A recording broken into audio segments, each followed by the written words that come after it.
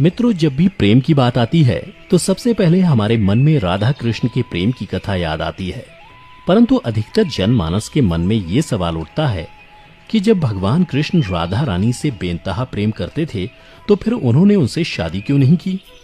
अगर आपके मन में भी ये सवाल उठता हो तो ये वीडियो आपके लिए ही है, क्योंकि आज की इस वीडियो में मैं आपको इसी सवाल का जवाब बताने जा रहा हूं कि आखिर भगवान श्री कृष्ण ने राधा रानी से विवाह क्यों नहीं किया।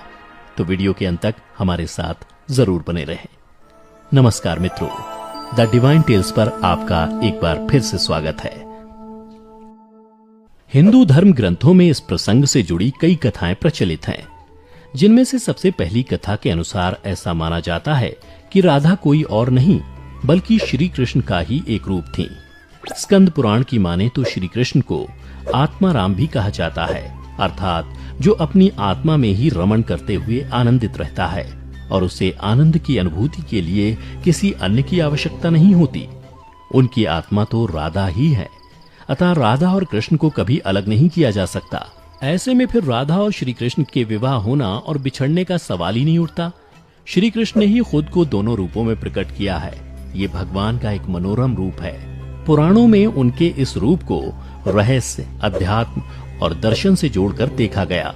वहीं ब्रह्म वैवर्त पुराण में वर्णित कथा के अनुसार श्री कृष्ण के साथ राधा गोलोक में रहती थीं। एक बार उनकी अनुपस्थिति में श्री कृष्ण अपनी दूसरी पत्नी विरजा के साथ घूम रहे थे। तभी राधा आ गई। वे विरजा पर नाराज होकर वहां से चली गईं। श्री कृष्ण के सेवक और मित्र श्रीदामा को राधा का यह व्यवहार ठीक नहीं लगा और वे राधा को भला बुरा कहने लगे।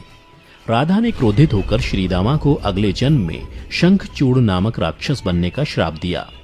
इस पर श्रीदामा ने भी उनको पृथ्वी लोक पर मनुष्य रूप में जन्म लेकर 100 वर्ष तक कृष्ण विछोह का श्राप दे दिया।